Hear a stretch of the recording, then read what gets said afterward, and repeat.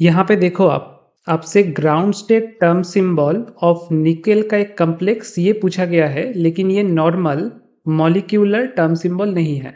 This is not your molecular term symbol, जिसको हम कैसे एक्सप्रेस करते हैं बाई 2s + 1 Lj। इस तरीके से हम एक्सप्रेस करते हैं।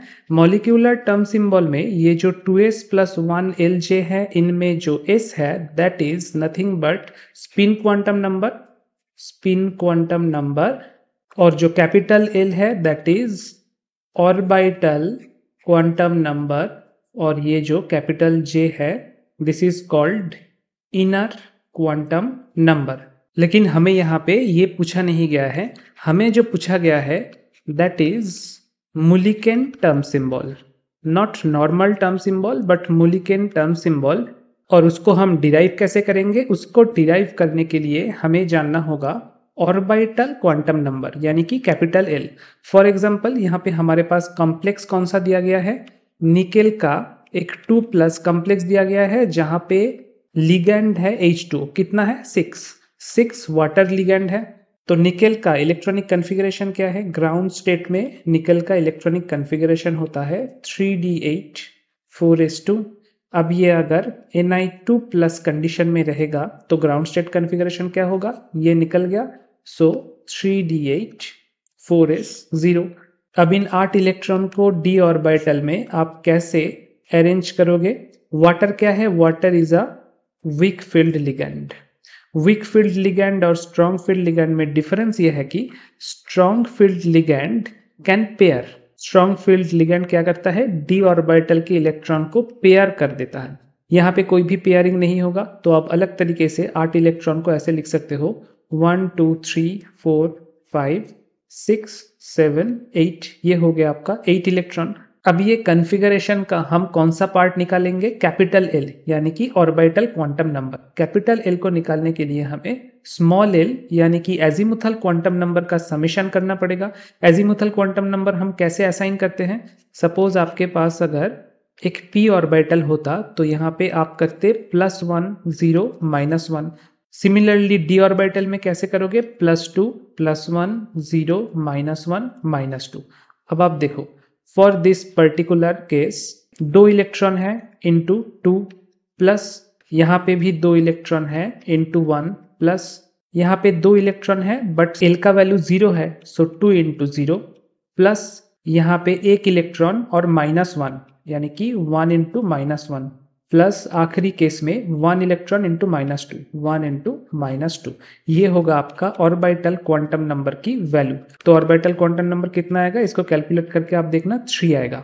और हमको क्या पता है कि अगर L का वैल्यू 0 1 2 3 4 ऐसा आए, उसका स्पेक्ट्रोस्कोपिक टर्म होगा S P D F G etcetera. So यहाँ पे हमारे पास L = 3 आया है, मतलब 2s + 1 L।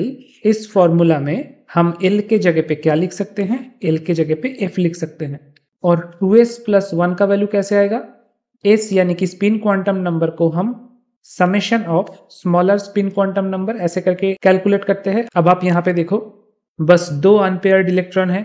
इसके पहले ये जितने भी है सब पेयर्ड इलेक्ट्रॉन है, तो 2 अनपेयर्ड इलेक्ट्रॉन के लिए हमें +½ और +½ ये दोनों s मिलेंगे, स्मॉल s। तो हम ऐसे लिख सकते हैं 2 इंटू +½ तो स्पिन क्वांटम नंबर का वैल्यू कितना आ गया? 1 आ गया। अब हमें इस नोटेशन में 2s + 1 की जगह पे फिर क्या बिठाना पड़ेगा? 2 इंटू 1 + 1 यानी कि 3। सो ये हो गया आपका molecular term symbol. This is your molecular term symbol. But हमें क्या चाहिए? हमें चाहिए Mulliken term symbol. We want Mulliken term symbol. और वो आएगा कहाँ से? वो आएगा स्पेक्ट्रोस्कोपिक टर्म सिंबल से, यानी कि जो L का वैल्यू है ऑर्बिटल क्वांटम नंबर के value S P D F G वहां से आएगा। कैसे आएगा? आप एक तरफ ऑर्बिटल क्वांटम नंबर का वैल्यू लिखते जाओ, जैसे S P D F G, और दूसरे तरफ लिखो कि उसके रिगार्डिंग मुलिकन टर्म सिंबल क्या होगा। मुलिकन टर्म सिंबल कैसे आप डिटरमाइन करोगे? With the help of orbital multiplicity. Orbital multiplicity क्या होता है? जैसे कि स्पिन मल्टीप्लिसिटी होता है 2s+1, वैसे ही ऑर्बिटल मल्टीप्लिसिटी होता है 2l+1। अब यहाँ पे l का वैल्यू कितना कितना है, यहाँ पे l का करेस्पॉन्डिंग वैल्यू है 0, 1, 2, 3 एंड 4। तो उसके करेस्पॉन्डिंग 12+1 यानी कि ऑर्बिटल मल्टीप्लिसिटी का वैल्यू कितना कितना होगा, 2 इंटू 0+1 यानी कि 1, यहाँ पे 2 इंटू 1+1 यहाँ पे 3 आएगा, यहाँ पे 5 आएगा, यहाँ पे 7 और यहाँ पे 9। अब एक इंपॉर्टेंट चीज कि मुलिकन टर्म सिंबल में आपके पास 3 ही नोटेशन है, A, E and T. Capital A denote करता है orbital multiplicity 1, capital E denote करता है orbital multiplicity 2 and capital T denote करता है ऑर्बिटल मल्टीप्लिसिटी 3। ए को आप दो तरीके से डिवाइड कर सकते हो, A1 एंड A2 नोटेशन में। टी को भी आप दो तरीके से डिवाइड कर सकते हैं, T1 एंड T2 नोटेशन में। और EW डिजेनरेट है, इसका कोई E1 E2 नहीं होता है। अब आप देखिए इन द फर्स्ट केस जब हम इसके रिगार्डिंग मुलिकन टर्म सिंबल क्या होगा ये डिटरमाइन करेंगे, तो उसके लिए ऑर्बिटल मल्टीप्लिसिटी का वैल्यू कितना है, 1 है। और मैंने क्या कहा था, 1 को आप कैसे डिनोट कर सकते हो, विद द हेल्प ऑफ ए। उसके बाद है 3, ये वैल्यू किसके रिगार्डिंग है, पी के रिगार्डिंग है। तो 3 को हम कैसे रिप्रेजेंट कर पाएंगे, with the help of T. Then D के रिगार्डिंग है 5, इसको हम रिप्रेजेंट कर सकते हैं with the help of P plus E. Then next spectroscopic term symbol क्या है, एफ के रिगार्डिंग ऑर्बिटल मल्टीप्लिसिटी का वैल्यू कितना है, 7। तो इसको आप कैसे रिप्रेजेंट कर पाओगे, टी प्लस ए।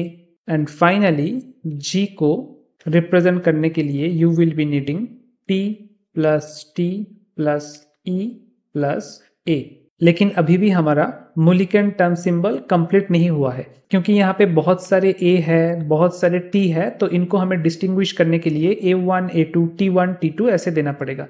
तो इसको याद रखने के लिए सबसे आसान रूल है कि ऊपर से आप जो पहले मिलेगा उसके सफिक्स में 1 बिठाते जाओ। यहाँ पे A1 हो गया, फिर T1 हो गया, यहाँ पे T1 हो गया। मैंने पहले ही कहा था कि EW डिजेनरेट है, इसका कोई E1 E2 नहीं होता है। उसके बाद यहाँ पे 2 टाइप का टी है, तो यहाँ पे एक को आप T1 बोलो और एक को आप T2 बोलो। अब इस ए को आप क्या नाम दोगे, देखो इसके पहले ऑलरेडी हमने ए को लिख लिया है, तो ये हमारे पास सेकेंड बार ए अपीयर हो रहा है एंड दैट इज वाई इसको हम A2 नाम देंगे, this is A2। And last में यहाँ पे 2 टी है, तो एक को T1 नाम दे दो, दूसरे को T2।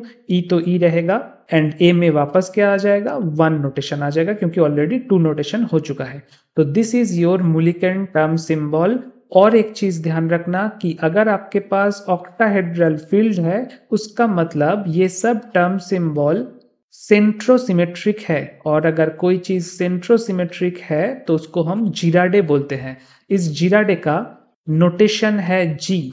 तो ऑक्टाहेड्रल कोई भी कंपाउंड हो अगर, उसके regarding Mulliken term symbol denote करने के लिए A1G फिर T1G EG आपको सबके सफिक्स में एक G ऐड करना पड़ेगा। और अगर आपके पास टेट्राहेड्रल है, ये आप ध्यान रखिएगा, अगर टेट्राहेड्रल है कोई मॉलिक्यूल, उसके रिगार्डिंग मुलिकन टर्म सिंबल में आपको G को ऐड नहीं करना है, ठीक है। अब हम आगे बढ़ते हैं। ये जो हमने अभी तक डिस्कस किया इतने सारे मुलिकन टर्म सिंबल, ये एक्चुअली में क्या है, ये एक्चुअल में सब एनर्जी स्टेट है, उसके रिगार्डिंग टर्म सिंबल है। तो इन एनर्जी स्टेट को हम कैसे ड्रॉ कर सकते हैं इन डायग्राम, और उसी डायग्राम को हम बोलते हैं Orgel diagram. Orgel diagram is nothing but an energy diagram, और इसका भी कुछ रूल है। रूल क्या है, first rule is it is only applicable to high spin complexes. High spin complex हम किन कॉम्प्लेक्स को बोलते हैं, जहां पे कोई भी स्ट्रॉन्ग फील्ड लिगैंड एग्जिस्ट नहीं करता, सिर्फ वीक फील्ड लिगैंड एग्जिस्ट करता है, यानी कि कोई भी पेयरिंग नहीं होता। अगर पेयरिंग नहीं होगा तो उसका टोटल स्पिन अमाउंट क्या मिलेगा, हाई मिलेगा।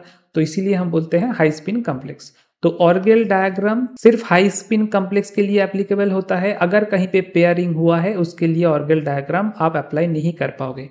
देन नेक्स्ट रूल क्या है, नेक्स्ट रूल बहुत आसान सा है कि D orbital Orgel diagram draw करने के वक्त, सपोज आप DN ऑक्टाहेड्रल इसके लिए ऑर्गेल डायग्राम ड्रॉ किए हो, तो वो Orgel diagram equivalent to DN+5 octahedral, इसके लिए भी ऑर्गेल डायग्राम वही होगा, इक्विवेलेंट होगा। एंड सिमिलरली अगर आप DN टेट्राहेड्रल फील्ड के लिए कोई एक ऑर्गेल डायग्राम आपने ड्रॉ किया है तो that will be equivalent to Dn+5 tetrahedral orgel diagram. ये एक रूल हो गया। दूसरा रूल क्या है कि अगर आपने Dn octahedral Orgel diagram draw किया है तो वो इक्विवेलेंट होगा D10-n टेट्राहेड्रल के लिए। यहाँ पे आप ध्यान रखना कि लेफ्ट हैंड साइड में ऑक्टाहेड्रल था, ये इक्विवेलेंट हुआ टेट्राहेड्रल के साथ, और ये इक्विवेलेंट कब होगा जब 10 से आप माइनस करोगे। लेकिन जब आप n से प्लस करोगे तब दोनों तरफ ही सिमिलर फील्ड होना चाहिए, अगर ऑक्टाहेड्रल तो ऑक्टाहेड्रल या फिर अगर टेट्राहेड्रल तो टेट्राहेड्रल। तो ऐसे ही हम लिख सकते हैं कि Dn टेट्राहेड्रल के लिए orgel diagram will be equivalent to D10-n octahedral के लिए ऑर्गेल डायग्राम। तो बस आपके पास ये दो रूल रहेगा ऑर्गेल डायग्राम को याद करने के लिए। कितने ऑर्गेल डायग्राम है हमारे पास? दो ऑर्गेल डायग्राम है। एक है नोटेशन D के लिए, स्पेक्ट्रोस्कोपिक टर्म सिंबल जितने भी है उनमें से D के लिए एक ऑर्गेल डायग्राम है, और बाकी एक ऑर्गेल डायग्राम आपको मिलेगा P एंड F के लिए। ठीक है, उसके लिए अभी हम ड्रॉ नहीं कर रहे हैं, अभी बस हम D के लिए ऑर्गेल डायग्राम ड्रॉ कर रहे हैं। कैसे ड्रॉ करोगे? बहुत ही आसान है, आपको बस दो ऐसे लाइन ड्रॉ करना पड़ेगा, और ये जो बीच का लाइन है दैट इज एक्सिस। ये है इसका राइट हैंड साइड RHS, ये है इसका लेफ्ट हैंड साइड LHS। बीच में ये क्या है? This is energy. और ये किसका स्प्लिटिंग हो रहा है? D इज स्पेक्ट्रोस्कोपिक टर्म का स्प्लिटिंग हो रहा है। राइट हैंड साइड में ऊपर है EG और नीचे है T2G। चाहे आप टेट्राहेड्रल फील्ड के लिए इसको E बोल दो और नीचे इसको T बोल दो। और लेफ्ट हैंड साइड में क्या होगा? ऑब्वियसली नीचे EG और E होगा, क्योंकि इसी लाइन को हमने एक्सट्रापोलेट किया है लेफ्ट हैंड साइड तक, तो ऑब्वियसली ये E होगा, और ऊपर का टर्म सिंबल होगा T2G एंड T2। इसी तरीके से ऑर्गेल डायग्राम में मूलिकन टर्म सिंबल को हम विथ एनर्जी स्लॉट प्लॉट करते हैं। This is your first orgel diagram. अब इसको याद कैसे रखोगे? ये राइट हैंड साइड में कौन सा डी इलेक्ट्रॉन का कन्फिगरेशन को डिनोट करता है, और लेफ्ट हैंड साइड में कौन सा डी इलेक्ट्रॉन के कन्फिगरेशन को डिनोट करता है। देखिए, आपको बस एक चीज ध्यान में रखना है, that is right hand side में होगा D1 ऑक्टाहेड्रल। बस इससे बाकी सब कुछ हो जाएगा। कैसे हो जाएगा? थोड़ी देर पहले ही आपको मैंने ये रूल दिखाया था, इस रूल को आप याद कर लो। तो D1 ऑक्टाहेड्रल का इक्विवेलेंट कौन सा नोटेशन है वो आपको समझ में आ जाएगा। जैसे कि इसको हम लिख सकते हैं D6 ऑक्टाहेड्रल, n+5 वाला रूल लगा दिया।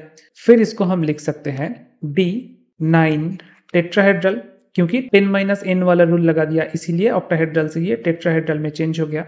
सिमिलरली इसको भी हम लिख सकते हैं D6 ऑक्टाहेड्रल को D4 टेट्राहेड्रल, एंड ये भी आपस में इक्विवेलेंट होगा। ये हो गया हमारा राइट हैंड साइड का। अब लेफ्ट हैंड साइड का देखते हैं। लेफ्ट हैंड साइड में क्या होगा? राइट हैंड साइड में आपने जो भी लिखा है उसको सिर्फ ऑक्टाहेड्रल के जगह टेट्राहेड्रल एंड टेट्राहेड्रल के जगह ऑक्टाहेड्रल लिख के लेफ्ट हैंड साइड में लिख दो। जैसे यहाँ पे होगा D1 tetrahedral equivalent to D6 tetrahedral, this is equivalent to D9 octahedral, and this is equivalent to D4 octahedral, और ये दोनों भी इक्विवेलेंट है। ओके, तो आसान हो गया। पूरे इस चीज में क्या याद रखना था कि राइट हैंड साइड में D1 ऑक्टाहेड्रल रहता है, इससे बाकी सब कुछ आ गया। तो ये हो गया हमारा फर्स्ट ऑर्गेल डायग्राम। मैंने क्या कहा था? सेकेंड जो हमारा ऑर्गेल डायग्राम है वो किसके लिए एप्लीकेबल है? For the spectroscopic term symbol F and P, इन दोनों के लिए ये एप्लीकेबल है। तो इसको आप कैसे लिखोगे, कैसे ड्रॉ करोगे? पहले तो आप एक्सिस को ड्रॉ कर दो। ये वाला एनर्जी है, यहाँ पे राइट हैंड साइड है दैट इज RHS, यहाँ पे लेफ्ट हैंड साइड है दैट इज LHS। सबसे पहले F एंड P का ऑर्गेल डायग्राम ड्रॉ करने के लिए आप एक ऐसे बेंड शेप ड्रॉ कीजिए, और वो बेंड शेप होगा किसके regarding? This bend shape is regarding to P term, और F टर्म उसके नीचे रहेगा। F टर्म उसको आप ऐसे ड्रॉ करो, राइट हैंड साइड में क्रॉसिंग हुआ लेकिन लेफ्ट हैंड साइड में कोई क्रॉसिंग नहीं हुआ, और बीच में एक ऐसा और एक लाइन है। इसको मैं थोड़ा सा और यहाँ पे बढ़ा देता हूँ। तो ये है P टर्म के लिए, और नीचे ये जो 3 लाइन है that is for F term. P का टर्म सिंबल क्या है? T1G, ऑब्वियसली ब्रैकेट में P लिखना पड़ेगा। और F के रिगार्डिंग मूलिकन टर्म सिंबल 3 था, एकदम ऊपर रहेगा A2G, फिर नीचे रहेगा T2G, और उसके बाद नीचे रहेगा T1G, और ये T1G के ब्रैकेट में F होगा क्योंकि यहाँ पे भी एक T1G है। लेफ्ट हैंड साइड में सिमिलर, नीचे होगा A2G क्योंकि सभी लाइन एक्सट्रापोलेशन किया हुआ है, यहाँ पे रहेगा T2G, ये होगा आपका T1GF और ये होगा T1GP।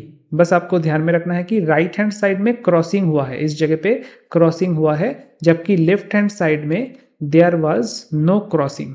यही इसका याद रखने का तरीका है। अब मेन चीज में आते हैं कि राइट हैंड साइड किसके लिए एप्लीकेबल है, कौन से डिकन्फिगरेशन के लिए एप्लीकेबल है। जैसे मैंने कहा था पिछले बार कि राइट हैंड साइड में आपको बस ये ध्यान रखना है कि D1 ऑक्टाहेड्रल के लिए ये एप्लीकेबल है, तो यहाँ पे आपको ध्यान रखना है कि right hand side D2 octahedral के लिए एप्लीकेबल है, बाकी अपने आप हो जाएगा। D2 ऑक्टाहेड्रल मतलब this will be equivalent to N+5 rule लगा के D7 ऑक्टाहेड्रल, फिर D2 octahedral is equivalent to D8 tetrahedral, D7 octahedral will be equivalent to D3 tetrahedral, और ये दोनों भी आपस में इक्विवेलेंट होगा।